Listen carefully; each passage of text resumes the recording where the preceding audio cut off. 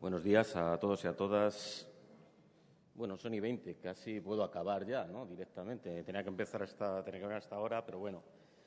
Voy a tratar de no dilatar mucho más el desarrollo de la jornada e ir a los temas, es decir, a las cuestiones fundamentales. Yo, en primer lugar, agradecer la idea formulada por parte del CSIC y, en este caso, desde el CERMI también, y el acogimiento por parte de la Secretaría de Estado en esta su casa para la celebración de esta jornada. Yo voy a hablar, aunque ha hecho parte del trabajo la persona interviniente al final de la mesa anterior, voy a hablar de las zonas oscuras, así lo han denominado, con un título muy sugerente, ¿no? El análisis de las denuncias y quejas de los empleados públicos con discapacidad llegadas al CERMI, empleados públicos o proyectos de empleados públicos, porque todo hay, y personas que lo han logrado y personas que se han quedado en el camino como consecuencia de diversas situaciones. Yo he de coincidir, en primer lugar, aunque parezca que es contradictorio, lo que voy a decir no lo es. Voy a coincidir con alguno de los ponentes del principio de la jornada, en el que se ha señalado un cambio normativo significativo, muy significativo, como consecuencia del Real Decreto reiteradamente mencionado el año 2014, que supone un avance importantísimo. Hay un antes y después de ese Real Decreto, desde mi punto de vista, y los datos lo muestran. Por tanto, es una evidencia que los datos muestran un ingreso mayor de personas con discapacidad en la función pública a partir de la aprobación de ese Real Decreto. Y eso no está reñido con lo que voy a decir a continuación y que coincido en parte con lo que la última ponente ha mencionado, y es que en este país tenemos una tendencia a legislar impresionante. Es decir, Carl Schmitt decía, ¿no?, y sobre todo en el derecho administrativo, que el derecho administrativo era la caballería, ¿no?, la infantería del derecho. Nosotros no es que lo utilicemos como infantería, es que mandamos todas las tropas y mandamos constantemente nuevas normas y nuevas normas. Tenemos una tendencia a legislar y a legislar, a veces en exceso. Y yo coincido con la anterior ponente en que antes de cambiar hay que cumplir. Y que para cumplir hay que tener voluntad política de cumplir y querer cumplir. Y eso a veces es verdad, que se echa en falta en ocasiones ese tipo de situaciones o no aparecen con claridad. El Real Decreto, este Real Decreto en cuanto a Administración General del Estado, es un Real Decreto avanzado, creo que tocando casi todos los temas fundamentales en cuanto a referencia al acceso al empleo público. Otra cosa distinta es lo que nos encontramos, y aquí se ha mencionado de pasada, en las comunidades autónomas, con sus competencias, con sus normativas, algunas de ellas muy alejadas de este Real Decreto del 2014, tan alejadas que mencionaré que realmente están las antípodas de esto y en ocasiones verdaderamente son más que normas para ingresar, normas para no ingresar en la función pública. Por tanto, esa situación diferenciada entre legislación de la Administración General del Estado, que es, parece, donde nos estamos centrando, y la legislación o la normativa de las comunidades autónomas, hay diferencias abismales. Pero bien, partiendo de esta situación, yo voy a hacer un pequeño análisis ejemplificando con las cuestiones, no puedo hablar de todos los casos que se han planteado, pero sí ejemplificando las situaciones más comunes, las quejas, denuncias, sugerencias, consultas, ¿no?, que nos han llegado con referencia al acceso al empleo público. Como digo, voy a hacer un recorrido desde la reserva, la adaptación, la aplicación de esta reserva, las condiciones de aptitud, la carrera profesional y también temas más novedosos y de los que el CSIC ha hecho alguna mención en sus notas de prensa o en sus comunicaciones, como es el tema de la jubilación anticipada para personas con discapacidad dentro de la función pública o los temas de incapacidad laboral, también importantes. En cuanto a la reserva, es bien cierto que desde ya hace algún tiempo no existen denuncias o quejas de encontrarnos con oposiciones, con convocatorias de oposiciones en las que la reserva no esté contemplada. Suelen ser situaciones muy raras, muy esporádicas y habitualmente resueltas más a veces por error que por intención de incumplimiento de la norma. Otra cuestión distinta es el tema de la adaptación de tiempos y medios con referencia a las personas con discapacidad cuando intentan o quieren realizar los ejercicios correspondientes a esas oposiciones o selección de empleo. Aquí nos encontramos, sobre todo, fundamentalmente, de las que nos han llegado, consultas o cuestiones referidas a personas con discapacidad auditiva y personas con discapacidad visual, en las que han tenido serias dificultades por no tener formatos accesibles a la hora de realizar los ejercicios, por no haber comunicaciones claras en las que la persona, hemos tenido algún caso, además está en nuestro informe del año 2012 o 2013, no recuerdo ahora mismo, que una persona con discapacidad auditiva le indican, no sabe muy bien qué le indican, todo el mundo sale fuera, ya se queda adentro, no se entera de las instrucciones y al final no hace el ejercicio directamente. El tema de los intérpretes de lengua de signos, las dificultades a veces para contemplarlos como un ajuste, como un medio de accesibilidad, como un ajuste razonable. Nos han llegado cuestiones de esta diversa índole, sobre todo en la imposibilidad de poderlo utilizar porque el tribunal en ese momento decide que no corresponde o no conceder esa adaptación, en este caso de medios, o ese ajuste a los efectos de poder, en definitiva, comprender el examen, comprender las cuestiones que se están planteando y poder hacer los ejercicios correspondientes o poder consultar a los tribunales, como el resto de los opositores, por supuesto, cualquier cuestión que pudiera surgir. En estas situaciones están llegando un número importante, un número significativo de cuestiones. También he de decirles que el CERMI no realiza una labor estadística. De sus datos no se pueden desprender como entidad científica los datos que tiene. Evidentemente, solo son consultas, no extrapolables a la población en general, no extrapolables a toda la discapacidad, sino solo son consultas que se reciben y se contestan. Otra de las cuestiones que ha venido a lo largo del tiempo sucediéndose es la aplicación de la reserva y su interpretación en ocasiones, en su momento, por parte de los tribunales. Esto se mejoró con el Real Decreto, pero en algunas comunidades autónomas todavía sigue estando poco claro, ¿no? La interpretación exacta de cómo se compite, con quién se compite y de cómo se establece esta reserva y cómo se ajusta esta reserva. Es verdad que la igualdad formal existe, la igualdad material no está tan clara. Es lógico que esta aplicación de la reserva y su interpretación tiene que ir enfocada con la igualdad, el mérito y la capacidad, como se ha señalado anteriormente por uno de los ponentes que así lo manifiesta el Tribunal Constitucional y, por tanto, esta reserva no es discutible constitucionalmente, pero es verdad que su interpretación a veces no está siendo muy clara, algunas veces por parte de los tribunales. O esa es, por lo menos, la sensación que en este caso a mí me queda de las consultas que se reciben. Y hay un tema que se ha mencionado, se ha señalado, la última de las intervinientes lo ha realizado, y a mí me parece una pieza fundamental, un tema a profundizar, a debatir y que genera muchísimas situaciones y creo que en ocasiones lo que hace es desincentivar directamente a las personas a la hora de acceder al empleo público. No ya que se presenten, sino que no se presenten directamente. Y es el tema de la capacidad funcional, la capacidad para realizar las funciones propias del puesto de trabajo o de la función que corresponde. En estos temas hemos tenido casos sangrantes, algunos de ellos, como el de una mujer con discapacidad física, se desplazaba en silla de ruedas, era en Valencia, hace algún tiempo ya, en el que después de 6 meses realizando las prácticas se la declaró no apta para el puesto de trabajo a desarrollar.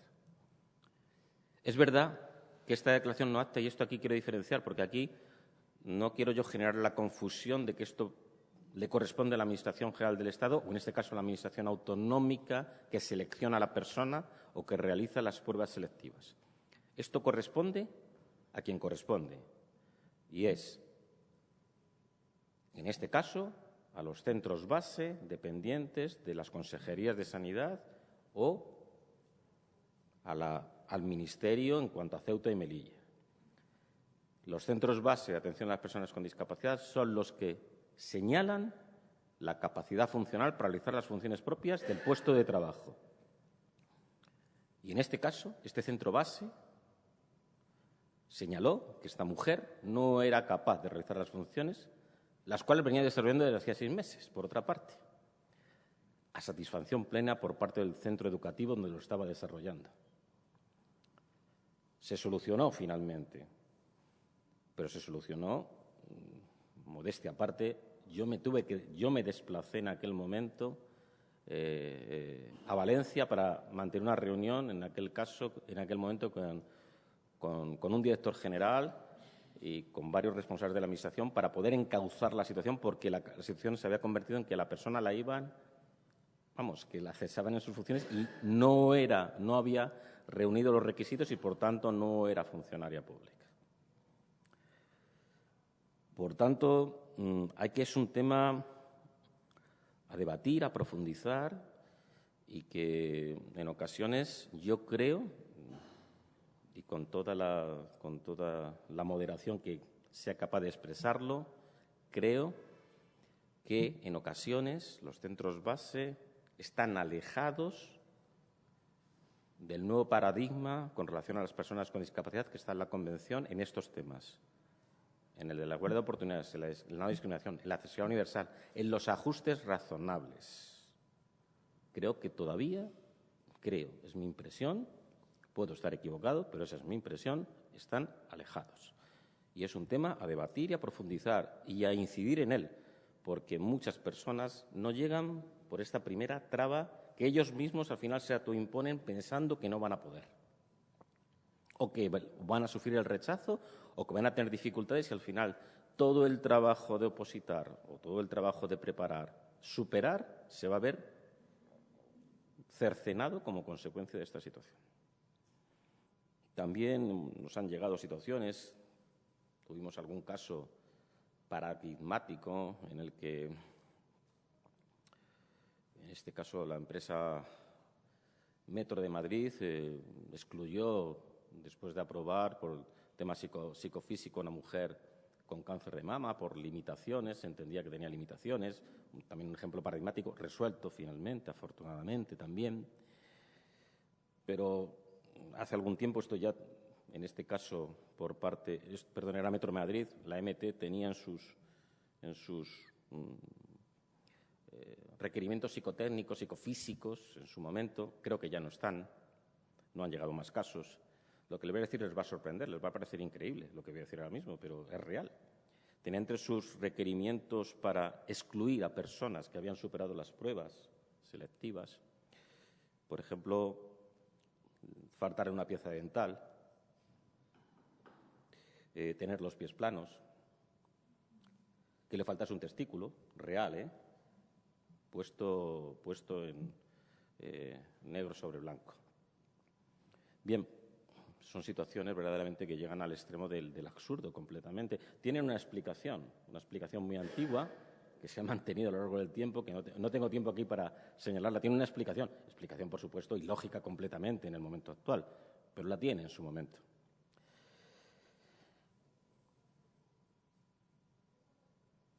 Coincido con la anterior ponente en que no todo es el acceso, la reserva, sino que nos llegan muchísimas cuestiones después en la carrera profesional, ¿no? En el desempeño profesional de la persona, ¿no? Una vez que ha conseguido, con esfuerzo, como todo el resto de los opositores o como todo el resto de las personas que se presentan a una oposición, ha conseguido su puesto de trabajo, el conseguir las adaptaciones. Es verdad que las más evidentes parecen resueltas, esto es, parece que es decir, como que el paradigma es el la persona con discapacidad física y la silla de ruedas. Y ya, como lo hemos logrado todo eso, ya está todo hecho. Evidentemente, eso sí suele estar más o menos resuelto. A nadie se le ocurriría darle el puesto de trabajo a una persona que va en silla de ruedas como yo y que al final haya escaleras y no haya una rampa. Pues sería un absurdo en principio. Pero es verdad que hay otras adaptaciones, otros ajustes razonables, otra accesibilidad en ocasiones no contemplada. Nos llegó algún caso, en este caso también de una mujer con discapacidad visual, en Castilla-La Mancha.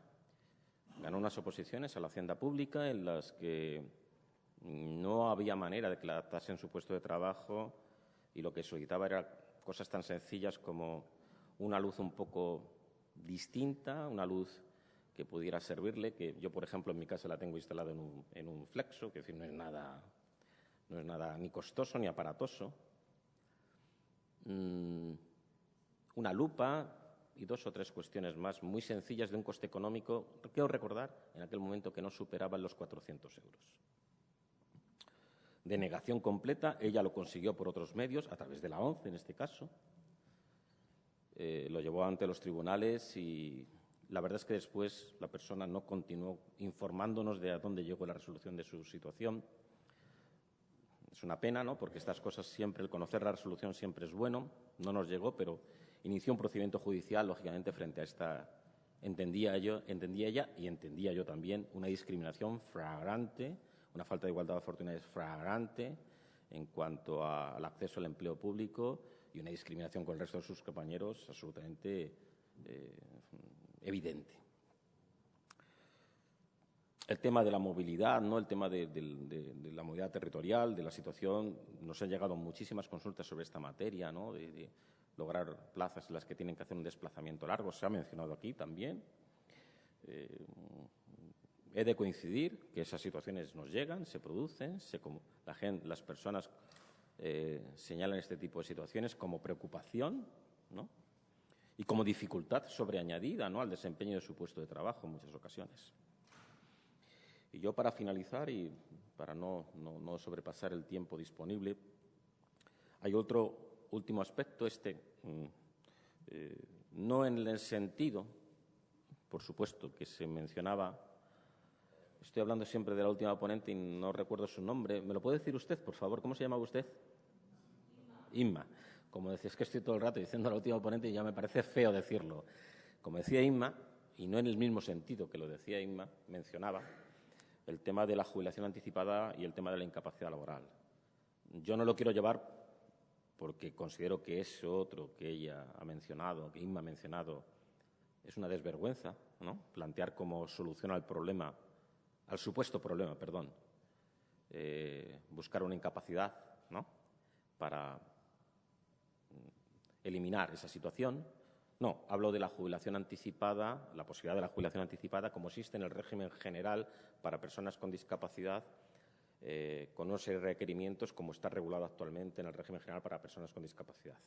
Y hablo de los temas de incapacidad laboral en las situaciones en las que las personas, como consecuencia del transcurso del tiempo de su desempeño profesional, puedan verse involucradas en una situación posible de incapacidad laboral como consecuencia de agravamientos, otras patologías añadidas. Ese tipo de situaciones a veces preocupan, llegan situaciones de estas características y manifiestan esa preocupación y dificultad. Desde luego, en cuanto a la jubilación anticipada por persona con discapacidad, no hay regulación en este momento. El presidente de la CESID así lo reclamaba, lo demandaba en una nota de prensa que vi yo hace poco, recientemente. Y es un tema que está regulado en el régimen general, está regulado, bueno, al menos, no voy a decir totalmente satisfactoriamente, pero de una manera bastante avanzada para lo que teníamos hace nada. Es decir, estamos hablando de normas que son más o menos de reciente aprobación y que quizás sería trasladable a la función pública. Y los temas de incapacidad laboral, que en ocasiones la clarificación, o eso es lo que nos manifiestan las personas que nos consultan, la clarificación en cuanto a el acceso a esa incapacidad laboral con discapacidades preexistentes a veces es de especial dificultad. Este tema, en el régimen general de la Seguridad Social, al menos está regulado con claridad. Otra cosa es la aplicación concreta y directa y del día a día, que esa es otra cuestión distinta que no tengo tiempo tampoco para entrar a valorar. Yo, para finalizar, señalar dos cosas fundamentales desde mi punto de vista, por lo menos mis dos conclusiones. Una, a nivel de Administración General del Estado hay una aceptable normativa, una buena normativa, que hay que incidir en su cumplimiento.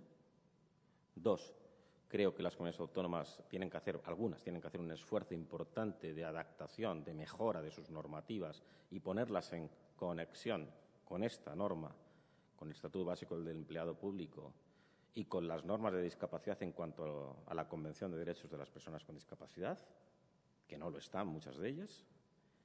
Y tres, incidir, profundizar en el tema de la capacidad funcional. Creo que es un tema a debatir, a profundizar. Podría haber habido quizá algún interviniente, algún ponente que pudiera haber expresado sobre esta materia cuál es la postura por parte de la Administración. Pero bueno, habrá momentos en sucesivas convocatorias en las que esperemos poderlos contar con ellos y ver cómo profundizar en este tema para, como decía en principio, no desincentivar a las personas como consecuencia de esa declaración de apto o no apto una vez que se han superado las pruebas, incluso a veces ya en los cursos de formación o trabajando directamente. Nada más y muchísimas gracias.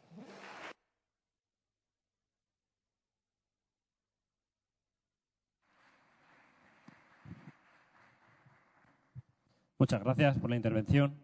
A continuación, don Enrique Silvestre Catalán, gerente del Instituto Nacional de Administraciones Públicas, será el encargado de la siguiente ponencia. Entorno laboral inclusivo, gestión de apoyos y ajustes razonables para empleados públicos con discapacidad.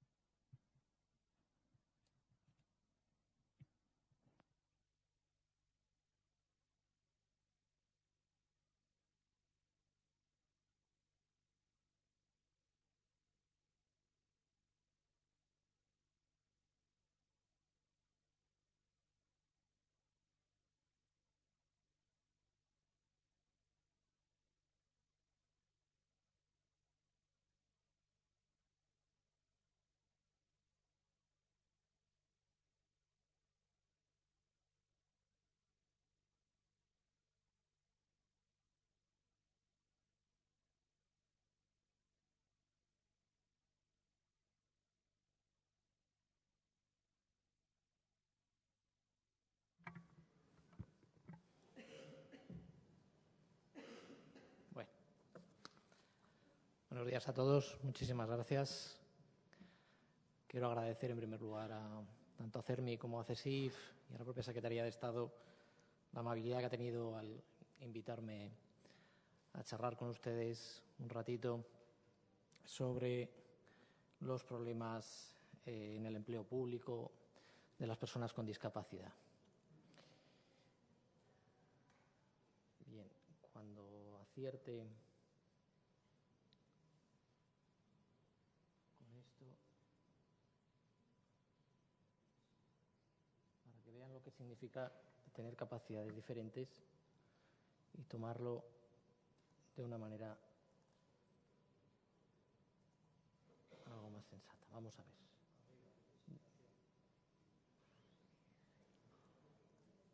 Gracias.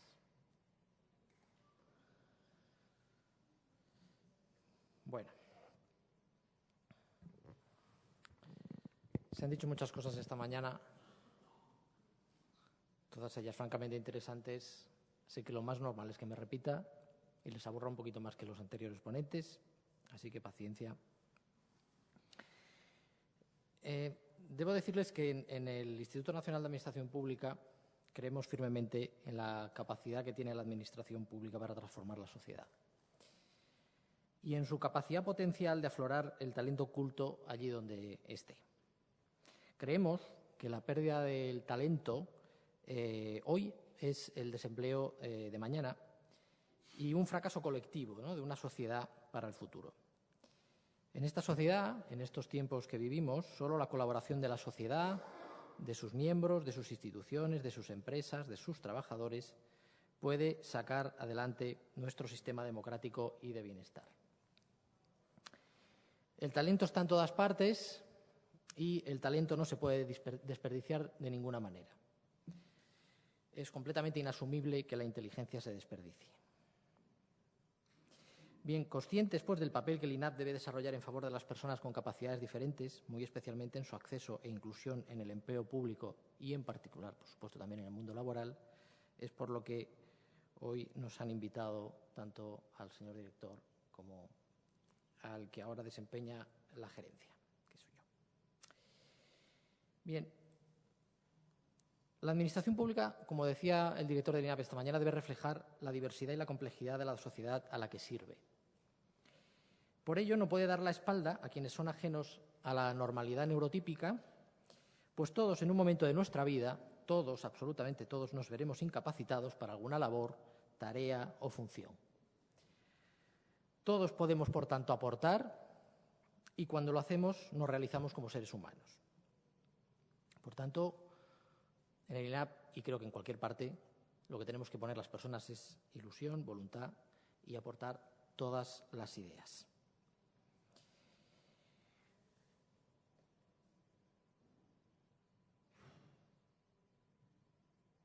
Bien, yo creo que la Administración, hoy por hoy, y el análisis que se hace de ella, debe cambiar absolutamente de referentes.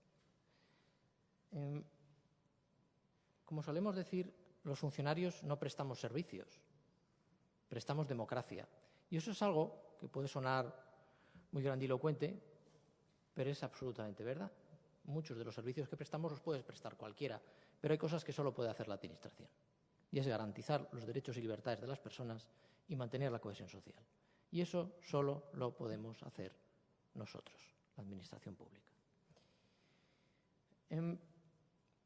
Por otra parte, creemos que hemos perdido el origen mismo de nuestra razón de ser. Y nuestra razón de ser no es otra que el ciudadano y la sociedad. Nosotros les servimos y ese es un elemento que se nos ha escapado durante mucho tiempo y creo que va siendo hora de que lo recuperemos de nuevo. De ahí nuestra apuesta como Instituto Nacional de Administración Pública por una concepción estratégica de nuestro trabajo a partir de una misión, de una visión de la institución, consensuadas, participadas y fundamentadas en un sustrato teórico, en un modo de entender las relaciones entre el poder público y la sociedad. Todo ello pensamos que desde un planteamiento optimista, abierto, cargado de confianza y basado en un principio ya planteado aquí, que todos tenemos talento y todos podemos transformar nuestros valores. Bien,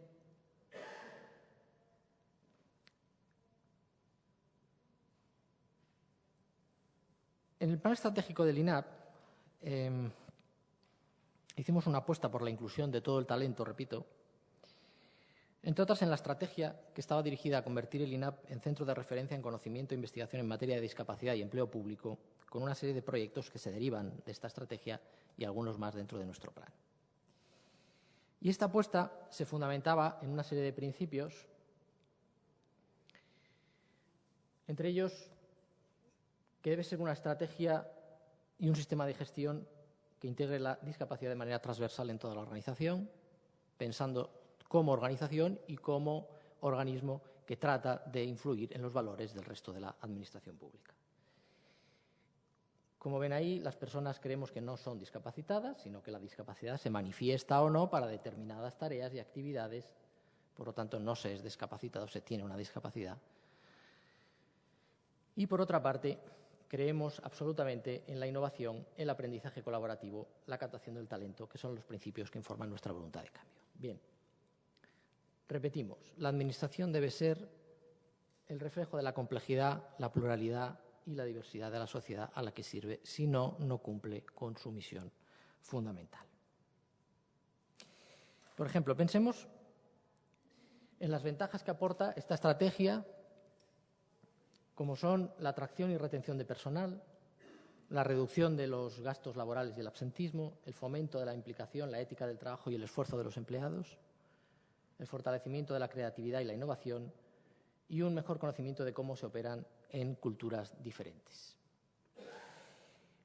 Las empresas, por ejemplo, que están aplicando políticas de diversidad obtienen beneficios en términos de consolidación de los valores culturales en su organización, mejora la reputación de la empresa, hay una mayor capacidad para atraer y retener el talento, un aumento de motivación en las plantillas, una mayor capacidad de innovación o creatividad o una mejora en la prestación de los servicios. Por tanto, si pensamos que la discapacidad no limita, pues no lo debemos hacer nosotros. Innovación, aprendizaje colaborativo, captación del talento, son principios, como les decía, que informan esta voluntad de cambio y pensamos que los funcionarios, los empleados públicos, no solo nos formamos, sino que podemos transformarnos.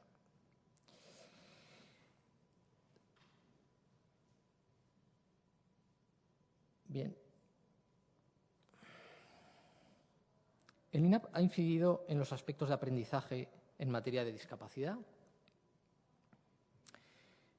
El INAP firmó recientemente, como ustedes saben, un convenio con CERME y la Fundación ONCE, que entre sus aspectos fundamentales se encuentra la colaboración en el diseño de contenidos en materia de discapacidad.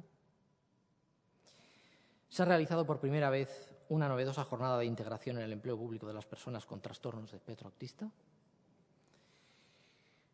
El INAP es ya socio del foro CONERRE, ha aprobado su código ético, va a incluir una línea específica de investigación en materia de discapacidad. Asimismo, se financiará el estudio para la aplicación en el ámbito público de la certificación BIQUAL y ha apostado con firmeza por la innovación social. La innovación en general y, en particular, la innovación social. Por cierto, en breve comunicarles que publicaremos el Plan de Responsabilidad Social del INAP con una apuesta absoluta por la inclusión, la sostenibilidad y la transparencia, y muy en concreto por el apoyo al acceso de las personas con discapacidad en el empleo público. Bien, sin embargo, haciendo hincapié en el tema que nos ocupa, esta es la referencia al libro blanco, sí que debemos destacar que ya estamos muy cerca de ofrecerle a la comunidad en general un primer avance del libro blanco para la inclusión del empleo público de las personas con discapacidad. Se trata de un proyecto abierto a todos, vivo, sometido a las opiniones de la sociedad, que pretende reflexionar sobre la situación en el empleo público de las personas con discapacidad, aportar mejoras en todos los órdenes y, sobre todo, atizar las conciencias que buena falta nos hace y dar un salto en nuestro sustrato de valores. Bien, pues al hilo de este proyecto, que ha ido surgiendo por varios ponentes, yo querría hacerles las siguientes reflexiones. En relación con el acceso a la función pública, ya se ha dicho aquí, la reflexión que debemos hacer no es solo si el cupo de reserva ha dado buenos resultados en términos globales. Es más, creo sinceramente que una evaluación de impacto no daría unos resultados del todo satisfactorios. Sabemos que todos los temarios aprobados para la celebración de pruebas selectivas para el acceso al empleo público incluyen temas relativos a políticas públicas, especial referencia a las políticas sociales, entre ellas las políticas de igualdad, contra la violencia de género. Y en las pruebas selectivas, incluidos los cursos de formación o periodos de práctica, se establecen para las personas con discapacidad con grado de minusvalía igual o superior al 33% que lo soliciten las famosas adaptaciones y ajustes razonables necesarios de tiempos y medios de acuerdo con la orden de 2006. Pero lo cierto es que el sistema actual excluye, con mayúsculas, excluye a las personas con discapacidad y, por tanto, se trata de un sistema que, en términos sociales, dista mucho de ser equilibrado territorialmente, lo cual es conveniente que ya nos lo hagamos mirar después de 30 años, igualitario en términos económicos y de estratificación social o inclusivo en términos sociales. Existe una desigualdad de origen, claramente, y aquí se ha hablado de ella, pero tampoco podemos escudarnos siempre en ella para justificar el inmovilismo que está dando como resultado que el talento social huya de la función pública superior del Estado, porque huye. No tenemos más que analizar los datos de los últimos procesos selectivos y compararlos, por ejemplo, con los de la Unión Europea. Somos el país con más candidatos a las plazas que saca la Unión Europea. Y, sin embargo, van cayendo los candidatos a los cuerpos generales en España. Y, por cierto, con un incremento de la edad media, lo cual dice mucho sobre lo que opinan los jóvenes universitarios de nuestros procesos selectivos. Existe, por otra parte, un déficit claro de información y comunicación hacia el sector de la discapacidad, a pesar de los esfuerzos que se han realizado últimamente. Y a pesar de estos evidentes esfuerzos, que no los voy a negar, Dios me libre, tan ciertos son como pienso yo que infructuosos, lo cierto es que el camino por recorrer solo puede partir de los siguientes principios. Ya lo hemos dicho antes, pero creo que lo tenemos que recordar. Las personas discapacitadas no son incapaces. Solo hay que saber encontrar el talento que tienen. Por cierto, exactamente igual que con el resto de los candidatos a la función pública. Exactamente igual. Algo que no sabemos hacer. El modelo de acceso debe basarse en la valoración de las competencias y habilidades profesionales. Yo lo digo con toda claridad, que no pasa nada. Y no en un sistema de valoración acrítica de conocimientos memorísticos. Somos el único, repito, el único gran país de la Unión Europea, el único que sigue manteniendo un modelo de conocimientos y no de valoración de las competencias profesionales para el acceso a la función pública. Por otra parte, un sistema social, educativo y de formación profesional basado en la formación por competencias y en resultados de aprendizaje, en el trabajo del alumno, en la formación en habilidades transversales y de formación integral, emocional y social, no puede luego romperse en el acceso a la profesión que tiene por objeto fundamental, como les he dicho, ni más ni menos que garantizar los derechos fundamentales de las personas y la cohesión social. Y se parte. En segundo lugar, las previsiones legales. Abro un paréntesis, un KitKat, para decirles que España hoy por hoy tiene vigentes 200.000 normas. 200.000 normas. Pero, en fin, estamos acostumbrados a querer cambiar la sociedad haciendo leyes. Pero bueno, seguiremos así. Pues bien, ya que tenemos previsiones legales interesantes, bien elaboradas, lo mejor, creo yo, es exprimirlas a fondo para reducir la brecha de desigualdad y garantizar la igualdad de oportunidades. Y, de hecho, la convocatoria para personas con discapacidad intelectual de 2011 así lo atestigua y de lo que estoy francamente satisfecho por mis compañeros de función pública. Tercero, las personas con discapacidad intelectual, mental, inteligencia límite, trastornos de espectro autista y personas que presenten en general dificultades de aprendizaje cognitivo no pueden realizar las mismas pruebas que los demás. Yo siento decir obviedades, pero quien tenga hijos autistas o con Asperger sabrán de lo que hablan, o sabrán de lo que hablo yo. Por eso, en este caso, hablar de simples adaptaciones de tiempos y medios, a mi modo de ver, es poco menos que inadecuado, por no utilizar otro adjetivo. Por otra parte, ¿cómo difundimos y formamos en la materia a los empleados públicos? Ahí creo que el esfuerzo que está realizando el INAP, modestamente, creo que va en la buena dirección, a través de la colección INAP Inserta, que es una buena muestra de ese trabajo. Esta colección, que en breve pues, estará ya disponible, tiene por finalidad, bueno, de hecho ya lo está, en la aplicación del INAP, en la app, tiene por finalidad, decía, acercar y dar a conocer a los gestores de empleo, a los servidores públicos y a la sociedad en general diferentes discapacidades y ahondar en las circunstancias sociales y laborales que rodean a las personas que las tienen para facilitar la posterior inclusión laboral y una vida relacional digna y plena en el puesto de trabajo. Se trata de una colección de 5 libros en formato pocket, que se pueden leer en 1 hora y media y que tienen por título: mi compañero tiene trastorno de espectro autista, mi compañero tiene una enfermedad mental, esquizofrenia y trastorno bipolar, mi compañero tiene síndrome de Down, un libro de casos sobre estas discapacidades y una pequeña novela muy bonita con personajes que tienen síndrome de Asperger y que trabajan en la administración pública.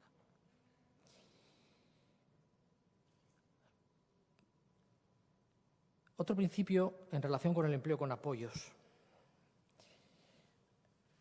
Bueno, esta es la forma que tienen de descargarse los libros en el aplicativo, que yo les animo a ello, porque es francamente interesante. Como les decía, en relación con el empleo con apoyos, su potenciación creo que debe ser un objetivo fundamental de los próximos años. El INAP, por ejemplo, va a iniciar experiencias de mentoring que pueden servir de base a la introducción de la cultura de acompañamiento de los empleados públicos. El convenio, repito, con CERMI y Fundación 11, hoy por hoy es una base para la búsqueda de fórmulas de colaboración de la Administración con las entidades del tercer sector que garantizan solvencia, conocimientos y entrega apasionada a la causa del empleo con apoyos.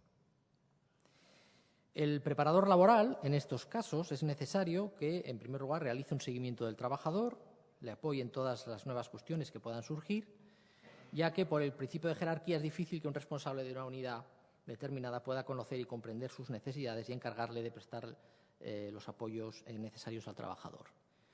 De ahí que también iniciáramos esta colección para que todos los empleados que en un momento dado puedan tener entre sus compañeros a una persona con discapacidad puedan tener ya un elemento de juicio, de conocimiento de la discapacidad de esa persona.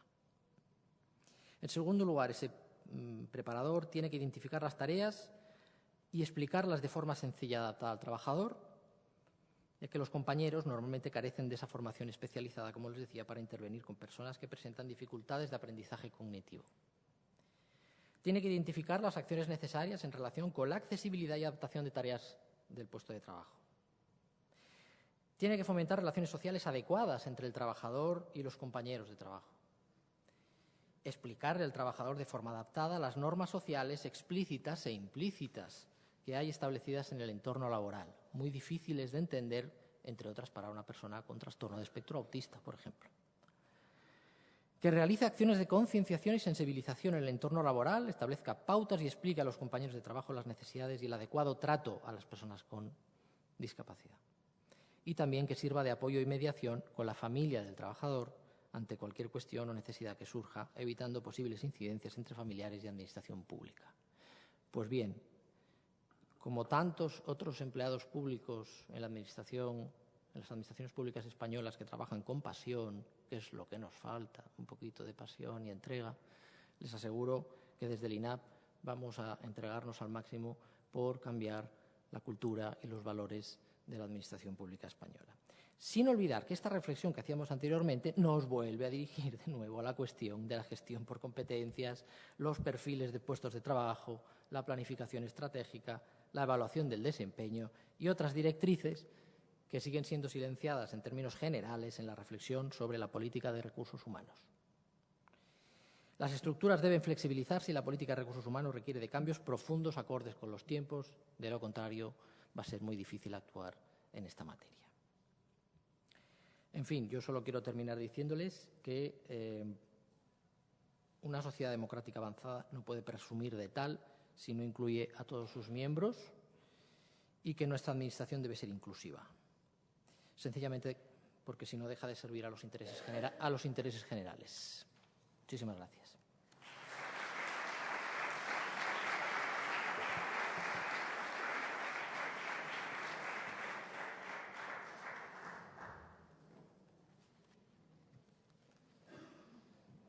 Muchas gracias. Damos paso a la ponencia La posición singular, los militares y guardias civiles con discapacidad, impartida por don Andrés Medina, presidente de la Asociación de Militares y Guardias Civiles con Discapacidad, ACIME.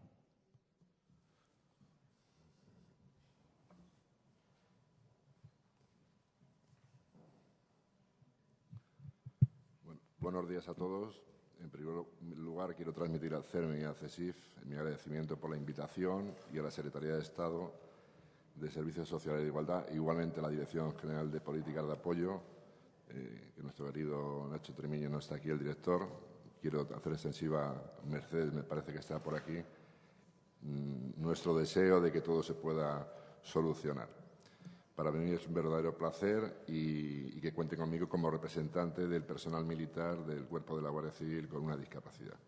Yo había traído, ACIME pertenece a CERMI, yo formo parte del comité ejecutivo y ya Pilar y los demás me conocen, y me había cronometrado la ponencia para ver seguir el orden, pero ya no voy a dijéramos, leerla o seguirlo, sino que voy a seguir los ejes, ¿no? Y lo empiezo un poco como ha terminado el ponente anterior, el gerente, diciendo la palabra inclusión, pero yo me refiero más, que es lo mismo, es en su contrario, es la no exclusión.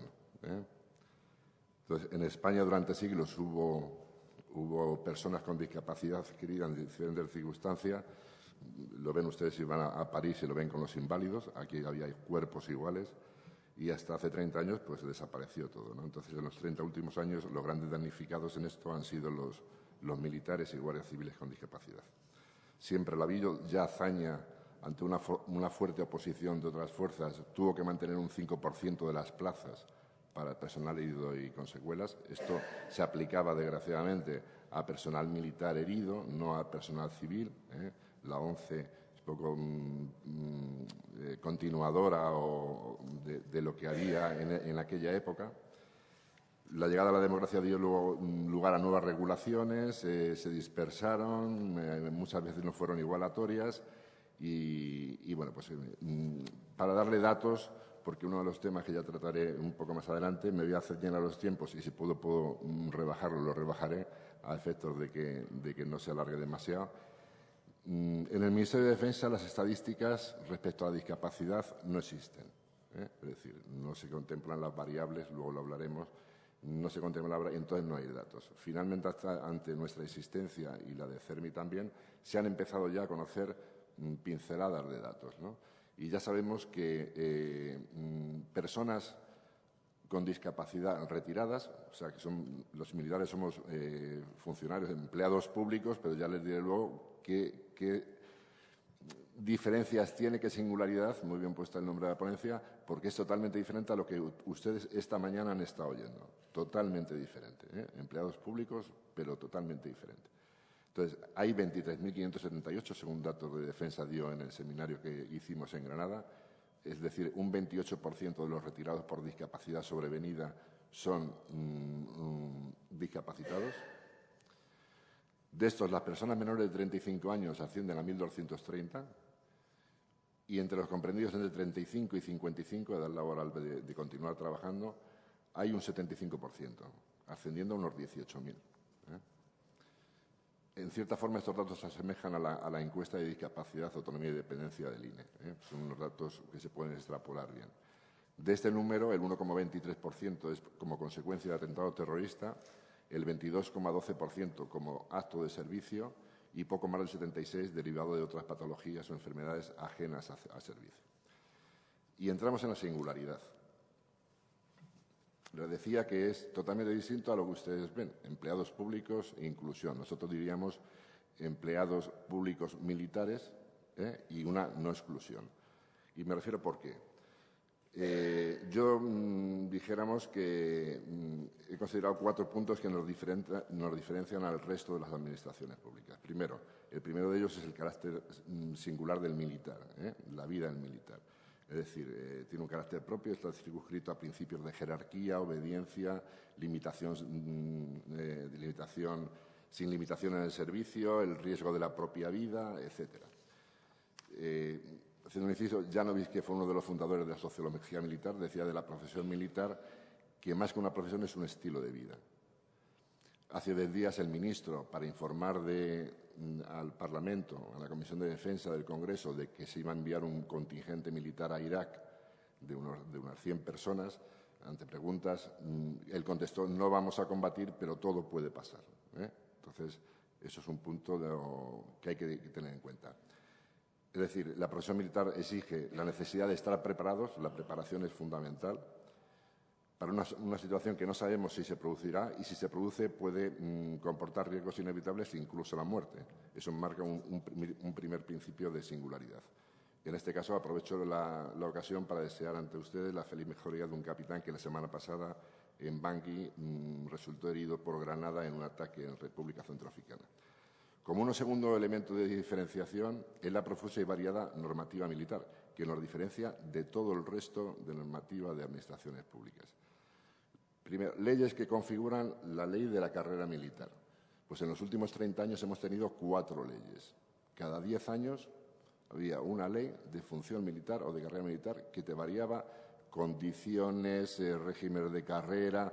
Todo eso ha creado una serie de disfunciones, discriminaciones que están ahí, que todavía las llevamos arrastrando. Leyes orgánicas reguladoras de derechos y deberes, totalmente diferentes al Estatuto del Funcionario Público. Te marcan cuáles son los derechos y cuáles son los deberes. Y está todo totalmente regulado. Leyes penales y disciplinarias. Tenemos un Código Penal Militar, totalmente diferente al Código Penal Civil.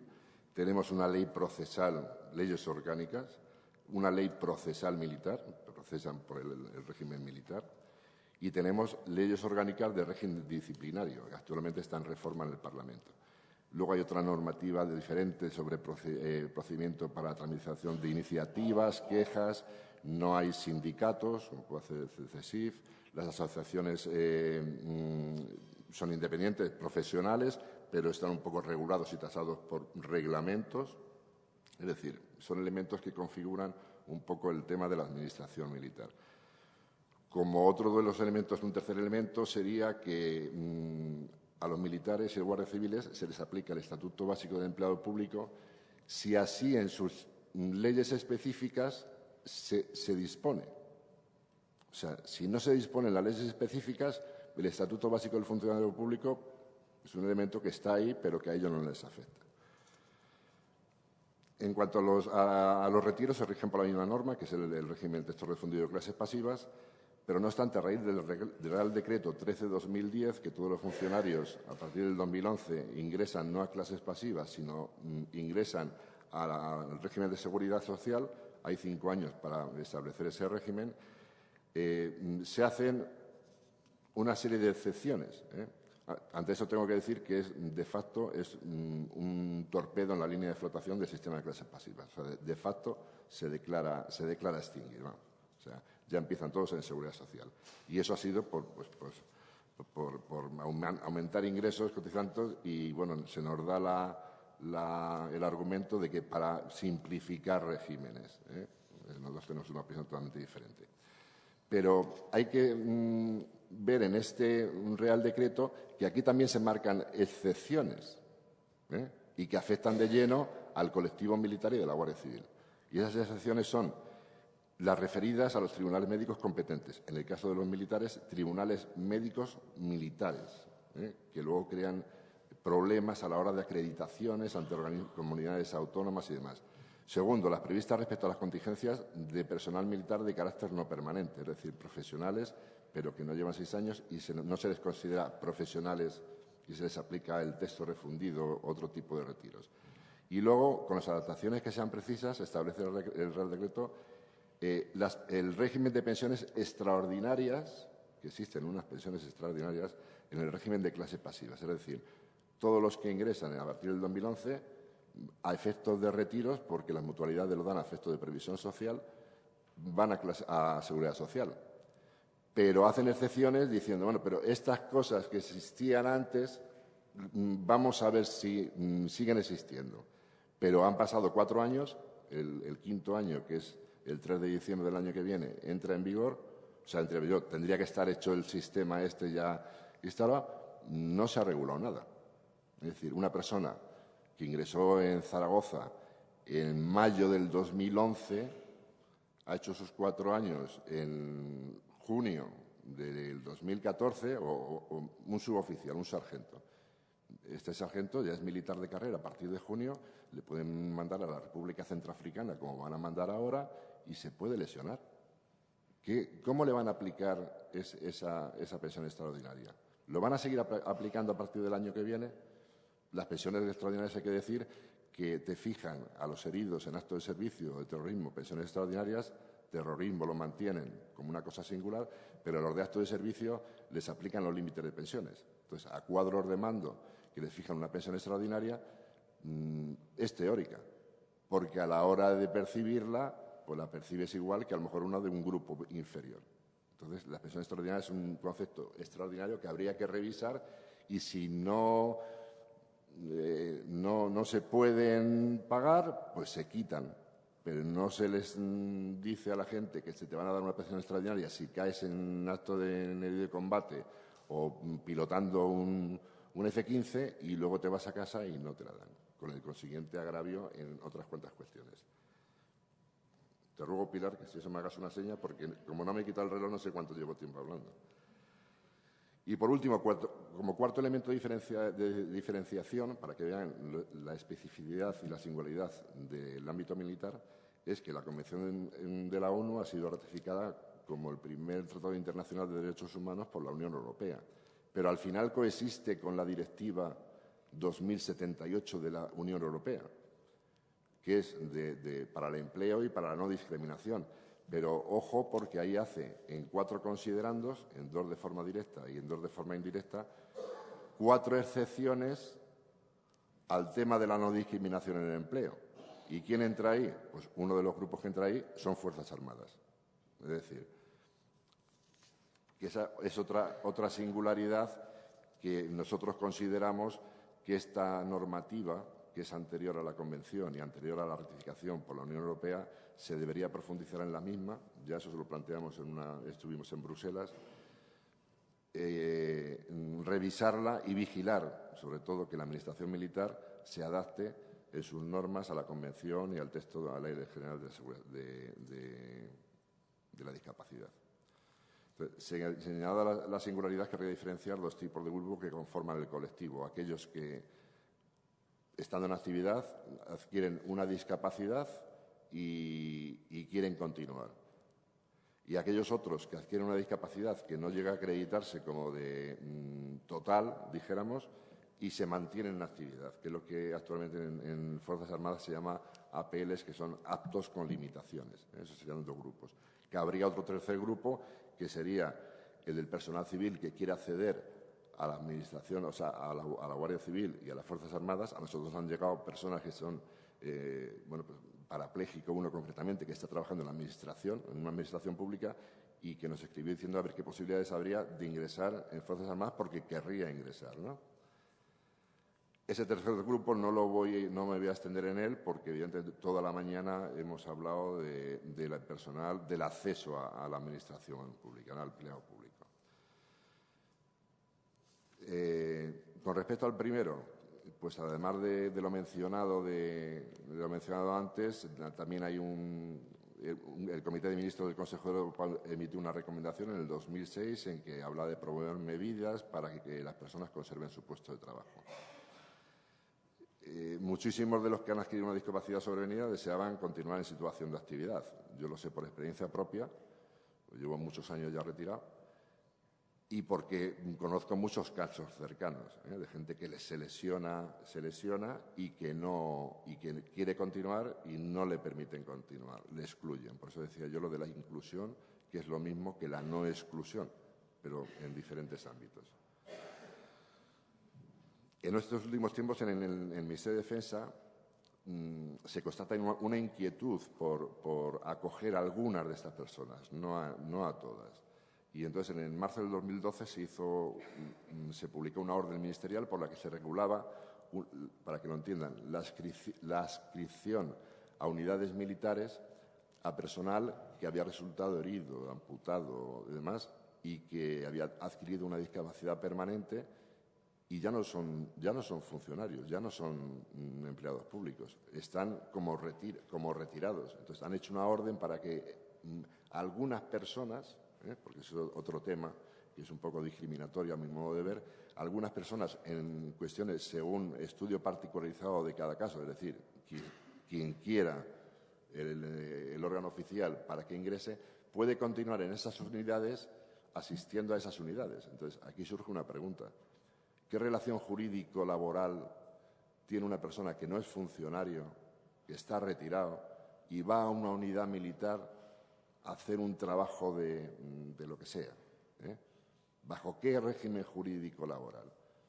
Si en ese regimiento, aunque él esté en una oficina o dando una teórica, se produce una explosión porque ha pasado por allí una persona están haciendo cualquier historia de adiestramiento y a esa persona que ya está discapacitado, le pasa algo, ¿en qué relación jurídico-laboral está la Administración con esa persona? ¿Cómo contemplamos eso? O sea, surgen determinadas cuestiones. Esto se hizo, porque además hay proposiciones no de ley, una de ellas de UPyD, en el sentido de esta orden, para que se ampliara no solamente para hechos puntuales, sino a todos los discapacitados en acto de servicio que han caído en misiones y aquí también en territorio nacional. y era la urgencia de la norma y porque habían tratado un caso puntual. Eso debíamos ya excluirlo del todo y que se trataba de una manera general. Voy adelantando un poco. Otro interrogante que nos lleva es que hace poco, recientemente, dentro de la Administración militar se ha creado una nueva situación administrativa que antes no existía, que es la del servicio en la Administración civil. Entonces, cualquier militar de carrera, profesional militar de carrera, puede pedir en un momento determinado la adscripción, o sea, el destino al Ministerio de Agricultura o al Ministerio de Administraciones Públicas. Y estando allí, pues en un momento determinado puede pedir el reingreso en esto. Entonces, otra pregunta que surge es ¿por qué no se deja de excluir a los que se lesionan una discapacidad sobrevenida y se les puede dar destinos en esta nueva situación administrativa? Si estamos contemplando del acceso de personas con discapacidad a administración pública, pues el que está ya en una administración, si no puede ser en la militar, que debería poder dejarlo que pida esa nueva situación. O sea, hay muchas cosas que hacer que espero que en el Ministerio de Defensa, que hay un talante ya un poco más receptivo hacia la discapacidad y con la ayuda de la Dirección General de esta Casa y la Secretaría de Estado y los diputados y tal, podamos llegar a buen término. Voy a seguir. Una situación también que se produce en estas personas que jóvenes, muy jóvenes, hay gente muy joven ya por el rango de edad que les he dado, que se tienen que ir a su casa, o sea, no les dan otra opción. No les dan otra opción. Hay que valorar mérito, capacidades y competencias, pero es que ustedes verán hoy que existe lo que ya en modo televisivo, la ciberguerra. ¿Qué es la ciberguerra? Es una guerra digital que se hace con un ordenador y sistemas de armas que se dirigen desde una sala. Bueno, pues ahí puede estar un discapacitado, ahí puede estar una persona, un controlador aéreo. Un controlador sea discapacitado, ¿por qué no puede continuar siendo controlador aéreo? Entonces, ese es el rasgo que yo quiero incidir, ¿no? Entonces, estas personas que se van a casa muy jóvenes, que les fijan una pensión, pero esa pensión, si encuentran un puesto de trabajo, le quitan a lo mejor un porcentaje a esa pensión, lo que al final lo que les hace es que no accedan al mercado laboral y se mantengan ahí un poco con el consiguiente. También el militar es una cuestión que es vocacional. Entonces, es de competencias y muchas veces el que se lesiona y el que está un poco renqueante, si puede callarse el decir estoy renqueante y tengo que hacer las pruebas físicas o tengo que hacer algo, lo hago, pero no digo nada, porque a lo mejor mis compañeros me están diciendo este está, como decimos en el ámbito militar, está racaneando y no quiere. Entonces, ese estilo de vida que hablaba antes es un componente que está ahí y que, bueno, que hace que le dificulta la entrada en el mercado laboral. Respecto a los que están, les pasan sus tribunales médicos y no les dan la acreditación, o sea, no la declaración de incapacidad permanente. Entonces le dan un tipo de incapacidad parcial, menor del 33%. Entonces pasan a tener limitaciones para ocupar destinos.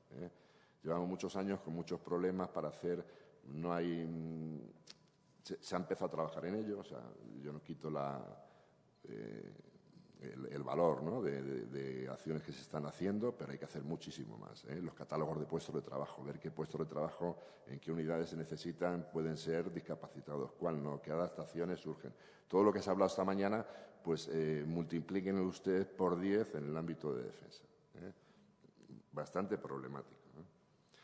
Entonces, se hace muy importante potenciar e implementar recursos de orientación, información, formación y seguimiento. Estas personas con 30 años se quedan y no es a lo mejor ¿qué le voy a decir yo?, un especialista en chapa y pintura, sino que es un especialista a lo mejor que es guerrillero, es paracaidista. Entonces, todas sus vidas se queda fuera del mercado laboral, se queda en su casa y ¿yo qué hago ahora? Entonces, se necesitan esos recursos. de seguimiento y especializados y más prolongados en el tiempo, en coordinación con las otras instituciones. Y en este plan yo quiero poner de relieve la acción que desde el Centro de Recursos de ACIME para la Discapacidad Militar hemos empezado ya a implementar y que está empezando a contar el apoyo con la Secretaría de Estado y la Dirección General de esta Casa y con otras instituciones públicas y privadas. Con respecto a los actos con limitaciones, a los que se han declarado actos con limitaciones, han aumentado estos en los últimos años y han descendido las discapacidades permanentes. O sea, que los baremos, entre comillas, se han apretado para que no se vaya tanta gente a la calle con discapacidad permanente y entonces lo que da lugar es que se vayan menos, pero hay más APLs, más actos con limitaciones. No se pueden dar los datos porque Defensa no tiene datos o no da datos, pero nosotros todo lo que se ha dicho aquí esta mañana de evaluación de capacidades, de valorar las competencias, todo eso lo suscribo y lo realzo. Les diré nada más a título triste y anecdotario triste que nosotros tardamos 2 años, con la ayuda también de CERMI, en que se modificara una norma interna de evaluación en que a personal apto con limitaciones le restaban 2 puntos de las evaluaciones para el ascenso o para determinados destinos, les restaban 2 puntos por no haber podido ese año hacer las pruebas físicas, cuando con su limitación no podía. Y era la misma penalización de 2 puntos que aquel que tenía notas desfavorables por arrestos, porque a los militares nos arrestan, arrestamos y nos arrestan. Entonces, se valoraba lo mismo aquel que tenía notas desfavorables por arrestos durante el año que aquel que no había podido hacer efectuar las pruebas físicas en ese año. Eso felizmente se logró arreglar, pero bueno, que son cosas que cuestan mucho. O sea que yo me pongo con Óscar y me pongo con Inma en el grupo de los malos, además me corresponde. Voy ya cortando. Nada más que me quedarían los diferentes principios que conforman la inclusión y en los que yo me iba a centrar, pero me he alargado y el tiempo nos hemos pasado, que sería la transversalidad y el enfoque de derechos, que el Ministerio de Defensa empiece a coger normas relativas a la discapacidad y que las empiece a implementar en sus normas, la igualdad de oportunidades, la reforma de la ley de la carrera militar que llevamos 3 años con ella y no terminamos y hay elementos discriminatorios totalmente que se tienen que arreglar con la ayuda del Parlamento y de esta Secretaría de Estado. Y que se debería unificar el criterio de la discapacidad en el ámbito militar, que el Ministerio tiene que hacer estadísticas, porque si no, no se pueden implementar políticas eficaces. No sabemos dónde estamos. Estadísticas en que se contemplen cuántas personas se han discapacitado, en qué zona residen, qué tipo de discapacidad, qué necesitan, porque si no, no podemos hacer nada. De ahí uno de los primeros ejes de este centro de recursos que les hablaba es hacer un estudio con ayuda que se hará de Fundación 11, para saber el mapa sociológico de la discapacidad mental, porque si no, no podemos hacer nada. Bueno, pues ya lo que podría decir, y como han terminado muchas intervenciones, que no podemos permitir, no voy a decir incluir, porque ya se ha dicho durante toda la mañana, pero excluir a estas personas y desperdiciar sus capacidades. Pienso que entre todos formamos parte de la sociedad y queremos ser parte, aunque con diferenciación, pero con los mismos derechos que los demás. Muchas gracias.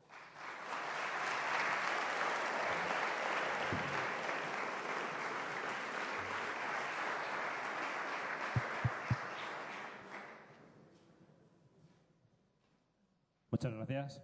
A continuación vamos a dar paso a la última ponencia, el acceso y la permanencia de personas con discapacidad intelectual al empleo público.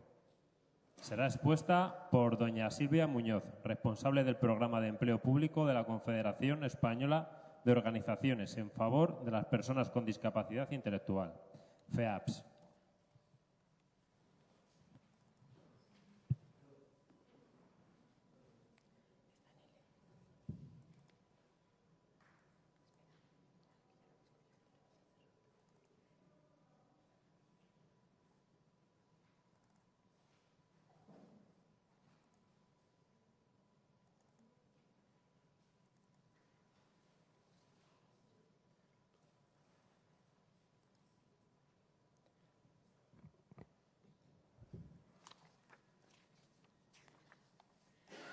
Buenos días y bueno, quiero agradecer también, como el resto de los ponentes, tanto al CERMI como al CESIF como a la Secretaría, el haberme invitado a esta jornada, y yo les voy a hablar sobre la experiencia que hemos tenido desde FEAPS en el acceso al empleo público de personas con discapacidad intelectual. FEAPS, como ya han dicho, es la Confederación Española que trabaja con personas con discapacidad intelectual, y este año estamos en nuestro 50 aniversario. En el 2011 se aprueba la ley el 1 de agosto de 2011 se aprueba la ley por la que se adapta la Convención de Derechos de las Personas con Discapacidad a la normativa española. A partir de esta ley se crea la cuota del 2% de reserva de plazas en la Administración Pública para personas con discapacidad intelectual. Y bueno, en este 2011 es cuando se realizó la primera convocatoria de empleo público dirigida a personas con discapacidad intelectual. Esta convocatoria era de ayudante de gestión y servicios comunes, y se convocaron 54 plazas en toda España. En el año 2011 se realizó la segunda convocatoria, en el año 2012 se realizó la segunda convocatoria en la que se ofertaban 10 plazas, también en el mismo puesto, y en 2014 esperamos que dentro de poco se lance la tercera convocatoria.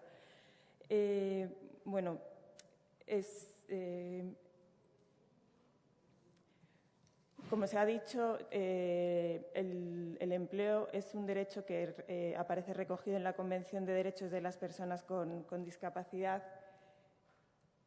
Y bueno, les voy a comentar un poco cuál ha sido la función de FEAPS en todo este proceso. Lo más interesante del proyecto ha sido que el Ministerio de Hacienda y Administraciones Públicas ha contado con FEAPS desde que se comenzó, desde que se planteó el proyecto inicialmente, ¿no? Desde que se plantearon tanto el hacer la convocatoria como hacer el examen.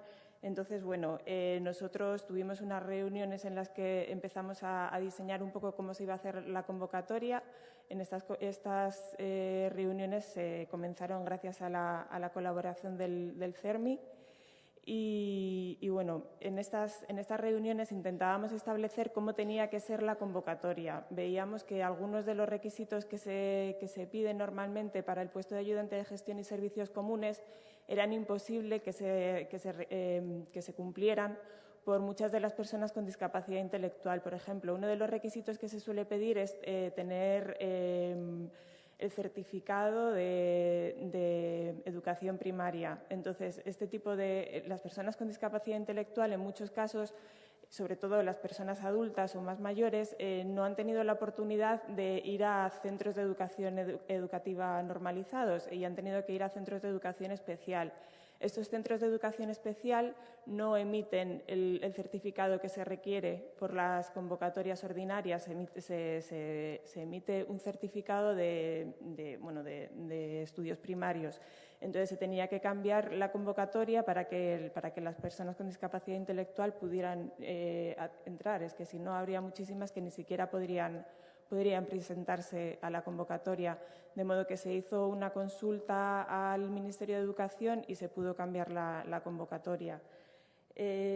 Otro de los apoyos que hemos dado al Ministerio a la hora de la convocatoria fue que ya en la segunda convocatoria, en 2012, se vio que con la primera experiencia había habido muchas consultas, muchos problemas que las personas nos planteaban porque no entendían muy bien cómo estaba diseñada la convocatoria, la información, cómo se tenía que completar la inscripción. Entonces, para intentar solventar dudas, para intentar facilitar esta tarea, lo que se hizo es que la convocatoria y la hoja de inscripción y las instrucciones se elaboraron en lectura fácil. La lectura fácil es una herramienta que sigue unas normas, unos criterios y hace que las personas que tienen más problemas de comprensión lectora pues puedan entender los contenidos. Sigue unas reglas que están especificadas. En la diapositiva anterior, si se fijan, hay un pequeño logo en la imagen de la convención que ese es el logo azul, ¿no? Ese es el logo de lectura fácil. Ese logo quiere decir que, además de que se siguen estas normas, el documento ha sido testeado y evaluado por personas con discapacidad intelectual, lo que quiere decir es que es comprensible para un amplio número de personas con problemas de comprensión lectora. Entonces, bueno, pues una de las cosas que se han hecho en la convocatoria ha sido esta adaptación. Además de prestar apoyo en la convocatoria, se han prestado apoyos en la elaboración de los temarios. Desde el Ministerio se nos facilitaron los temas que podrían entrar en el examen. Entonces, lo que hicimos desde FEAPS fue elaborar unos temarios, teniendo en cuenta los temarios que normalmente utilizan las personas que se presentan al examen de ayudante de gestión y servicios comunes. Y estos temarios se han elaborado en lectura fácil. Aquí también contamos con el apoyo del Ministerio, porque una vez que tuvimos elaborados los temarios, se los dimos a ellos para que nos hicieran las correcciones pertinentes. También otra cosa que se me ha olvidado comentar con respecto a la convocatoria era que también al principio el Ministerio nos planteaba cómo podría ser la prueba de acceso, cómo considerábamos que podría ser mejor. En un primer momento se valoró la opción de que fuera una prueba práctica, pero desechamos esa idea porque pensábamos que si, por ejemplo, tenemos que poner a una persona a prepararse sobre cómo hacer fotocopias o cómo coger el teléfono, en el momento en el que cambiemos el modelo al hacer el examen, pues eso puede crear problemas para generalizar la información de un modelo a otro. Entonces pensábamos que para preparar para garantizar que este problema no lo teníamos, una prueba de examen podría ser más beneficiosa, porque un examen es algo que se puede preparar y que más o menos es homogéneo en todos los casos. Este, por ejemplo, es el diseño del examen que finalmente se utilizó. Entonces, se hacía un examen que tenía 3 opciones de respuesta y solamente hay una opción de respuesta que es válida. En las convocatorias que no van dirigidas a personas con discapacidad intelectual, normalmente se utiliza una hoja autocopiativa. Tienes por un lado las preguntas del examen y por otro lado las respuestas. Aquí desechamos ese modelo porque pensábamos que podía crear confusión.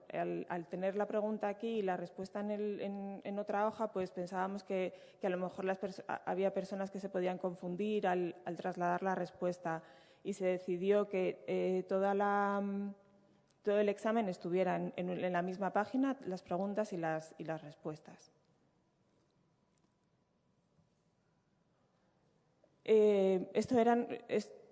Lo que acabo de comentar son los apoyos que prestamos a la Administración en el desarrollo del proceso. Los apoyos que desde FEAPS prestábamos fue que a través de una plataforma de formación online teníamos disponibles todos los temarios que se habían desarrollado. También teníamos disponibles ejercicios y ejemplos de exámenes. Además de esto, había un foro en el que todas las personas que lo quisieran pues podían participar haciendo preguntas o compartiendo lo que consideraran oportuno. Entonces, como esta era una experiencia piloto para nosotros porque era la primera vez que nos lanzábamos a hacer formación online también. Entonces, bueno, ha sido un proceso en el que hemos aprendido mucho. Conseguimos que hubiera más de 700 personas apuntadas a esta plataforma de formación online, que fue algo que para nosotros fue bastante satisfactorio. Entonces, una cosa súper interesante de este proceso fue que el foro fue un éxito. Pensábamos que las personas con discapacidad intelectual tendrían problemas para acceder, pero la verdad es que nos llevamos una grata sorpresa y conseguimos que accedieran, que participaran. Incluso había gente que hacía sus propios exámenes, se inventaba las preguntas y las compartía con el resto de opositores, de modo que la experiencia fue muy interesante para nosotros. En el foro nos servía también para canalizar todas las dudas, todas las reclamaciones, todas las sugerencias que surgían en el proceso. hay que darse cuenta de que esta era la primera vez que se convocaban unas oposiciones para personas con discapacidad intelectual, de modo que tanto las organizaciones de FEAPS como las personas o las familias se estaban enfrentando a algo que era completamente nuevo para ellos y el número de dudas y de preguntas era bastante importante. Otros apoyos que se prestaron a través de la plataforma de formación online fue el día para preparar el examen, pues se hacían fotografías y se daban instrucciones sobre cómo llegar al lugar del examen.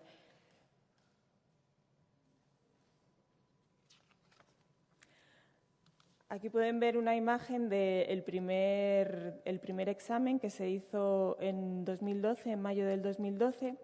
Y, bueno, algunos datos que manejamos con respecto a esta convocatoria es que el número de personas que se inscribieron en la convocatoria de examen fue de 2.587 y de las cuales 1.940 fueron admitidas. Aprobó más del 80% de las personas que se presentaron y la nota media fue de un 7,8. Y, bueno, estos son los datos de la primera convocatoria y en la segunda convocatoria, como había menos plazas, pues se presentó menos gente, es un poco más reducido, pero los resultados también han sido bastante satisfactorios. Una de las cosas que nos planteaban desde el Ministerio cuando se inició todo este proceso fue que tenían un poco de miedo de lanzar la convocatoria y que no se presentara la gente. Entonces nosotros, bueno, intentamos hacer la máxima difusión a través de todas nuestras redes y creo que los datos demuestran que había mucho interés y que realmente se consiguió.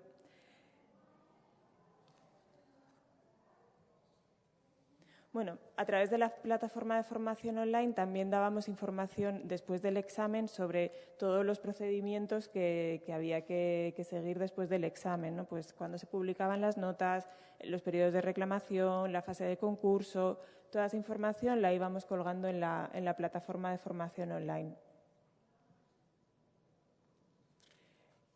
Esta es una de las personas que consiguió la plaza de ordenanza en la Tesorería General de la Seguridad Social en la convocatoria en el examen de 2012.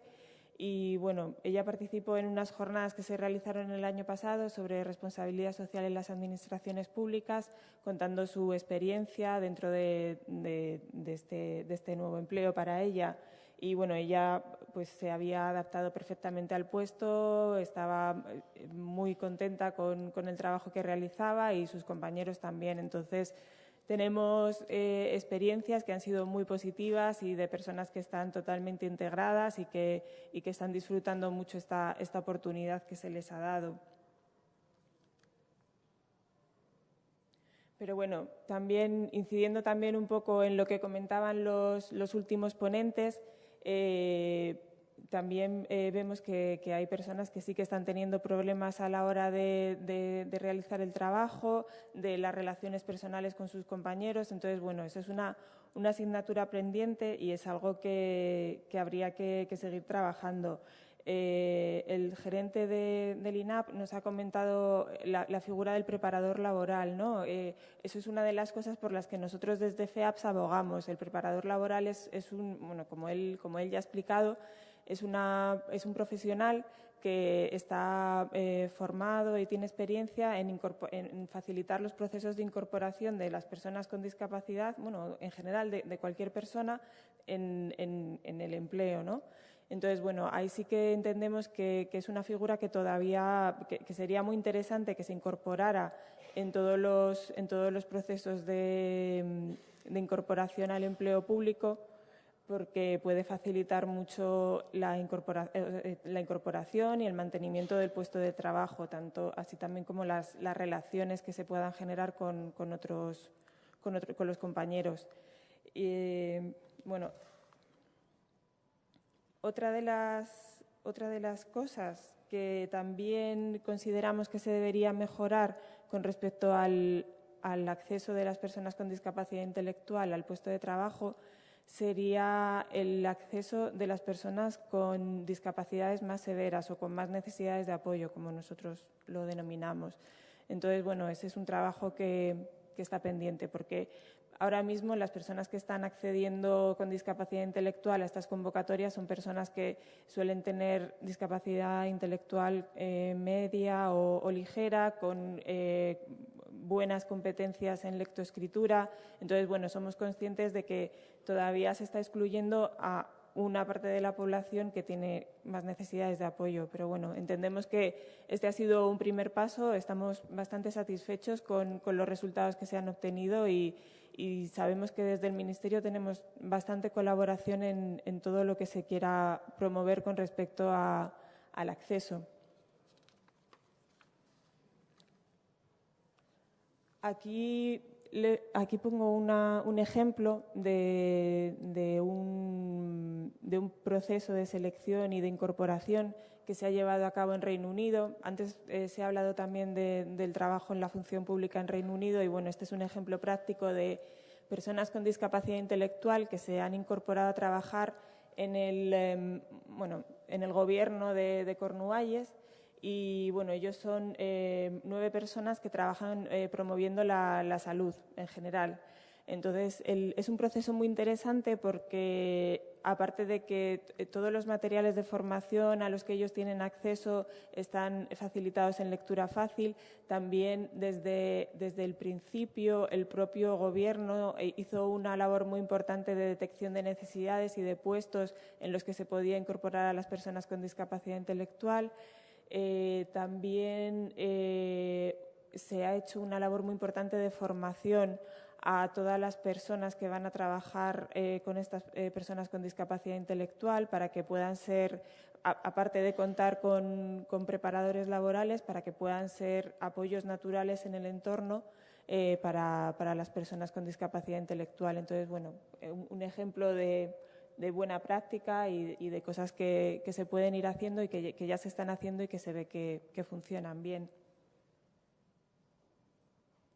Y, bueno, por último, como conclusión, me gustaría felicitar al Ministerio por esta iniciativa en la que ha promovido que las organizaciones de la discapacidad estemos desde un primer momento en todo el proceso de selección. Creo que ha sido una experiencia satisfactoria tanto para la Administración como para nosotros.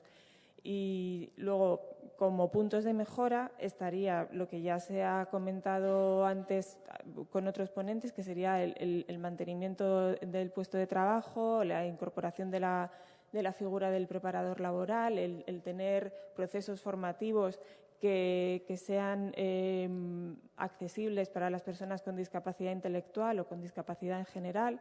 El formar a los profesionales que van a estar trabajando con estas personas con discapacidad. Entonces, bueno, eso sería cosas que todavía hay que mejorar. Y, por último, también lo que ya señalaba, de intentar mejorar los procesos que garanticen que personas con más necesidades de apoyo también puedan entrar a trabajar dentro de la función pública. Bueno, y nada más. Muchas gracias.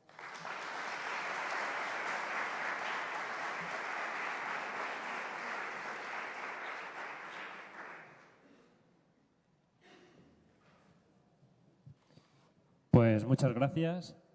Por último, la clausura y conclusiones correrán a cargo de Lilian Boudón, secretaria de Acción Social de CESIF, y de doña Pilar Villarino, directora ejecutiva del Comité Español de Representantes de Personas con Discapacidad, CERMI.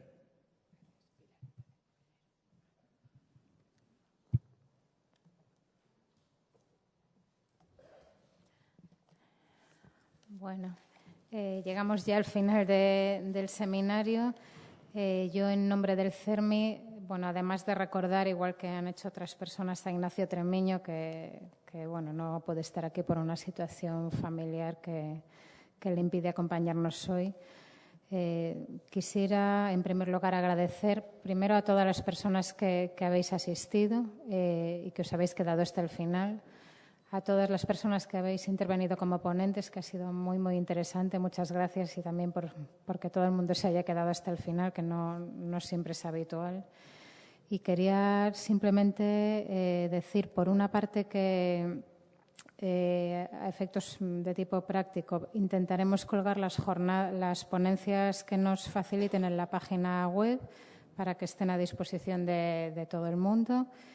Vamos a hacer un documento de conclusiones, como hacemos en otras ocasiones. Lo haremos de forma conjunta CSIF y el CERMI y lo pondremos a disposición lo antes posible en nuestra página web también.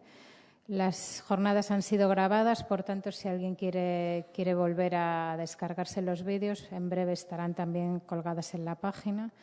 Y finalmente, ya para no robar mucho más tiempo y que podamos terminar en hora, decir que yo creo que el valor de esta jornada ha sido poner en común todo el trabajo que desde distintas partes implicadas, la Administración, las propias personas con discapacidad, en este caso empleadas y empleados públicos, y la sociedad civil estamos haciendo para, como decía el presidente del CERMI, poner en la agenda política la situación específica de empleadas y empleados públicos con discapacidad.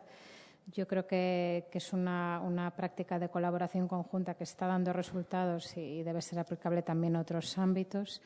Y quiero agradecer específicamente y expresamente a CSIF pues toda la ayuda que han prestado al CERMI en la organización de esta jornada. Yo creo que es una actividad conjunta que ha salido bien precisamente porque la hemos hecho conjuntamente y pienso que no debe ser la primera en el marco de este convenio que tenemos.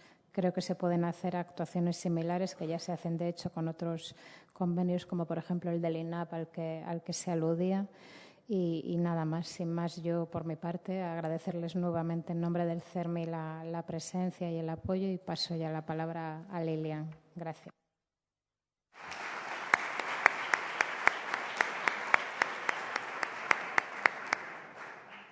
Bueno, pues como yo soy la última interviniente, voy a intentar en 3 o 4 minutos hacer un poco un compendio de las ideas más importantes que han surgido a lo largo de esta jornada. En primer lugar, quiero agradecer yo también a todas las personas que han hecho posible que estas jornadas hayan sido tan productivas. A la Secretaría de Estado de Asuntos Sociales e Igualdad, a los presidentes de CSI y CERMI por el esfuerzo de buscar actuaciones sinérgicas en materia de empleo público y discapacidad, a las extraordinarias intervenciones de nuestros ponentes, al personal técnico de esta Secretaría y a todos los participantes que estáis hoy aquí presentes. Hemos oído a lo largo de toda esta mañana que el trabajo es un derecho fundamental y una de las formas más efectivas de integración social y vida autónoma de los ciudadanos. El hecho de que una persona se sienta integrada en la sociedad aumenta su calidad de vida y su sentimiento de realización personal y profesional. En el caso contrario, además de sufrir probablemente precariedad económica, seguro que va a tener un sentimiento de fracaso y de marginación social. Desde nuestras organizaciones, desde el CERMI y desde CSIF, debemos fomentar el conocimiento de la discapacidad, dándole visibilidad e impulsando el aumento y mejora de la concienciación y formación de los empleados públicos en esta materia. Hemos oído también que una auténtica política de selección de personas con discapacidad requiere que la normativa específica contemple su incorporación, no únicamente desde la perspectiva del acceso, sino del desarrollo de toda una vida profesional, razón por la cual factores como la promoción, la movilidad, la carrera profesional o la formación deben ser incorporadas a esta política. En definitiva, cumplir con el Real Decreto de Acceso y Adjudicación de Puestos del año 2004 y la publicación del nuevo Real Decreto que lo sustituye. Debemos exigir la realización de un estudio profundo sobre el empleo público de las personas con discapacidad en las 4 administraciones y continuar evaluando y denunciando los casos donde no se cumple dicha normativa, tanto en materia de acceso a la función pública como de supresión de barreras arquitectónicas, de formación específica y de adecuación al puesto de trabajo, dando preferencia en la elección de destino a los aspirantes con discapacidad.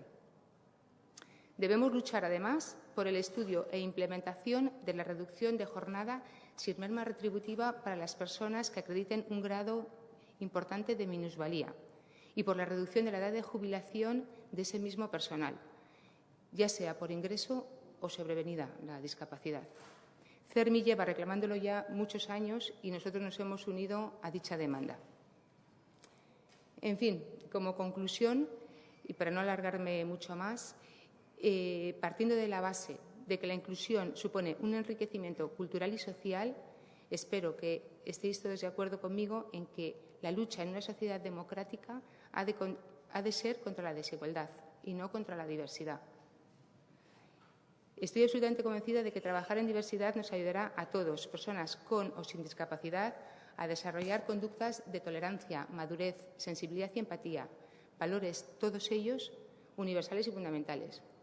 Es por ello por lo que debemos asumir la diversidad en el empleo como una oportunidad de mejora, ya que no hay calidad sin equidad. Os pido, y así supongo que es el deseo de todos, que la jornada de hoy no quede en el recuerdo como un momento puntual en el que escuchamos hablar a tantos expertos y estuvimos especialmente de acuerdo con este o aquel ponente que fue capaz de removernos por dentro al hablar, sino que sirva como un paso más para seguir concienciándonos y luchando, recordando siempre que la riqueza está en la diversidad, que regalar vulnerabilidad es regalar humanidad y que no hay mayor ayuda que la de construir el puente entre la exclusión y la incorporación de pleno derecho a la sociedad. Muchas gracias.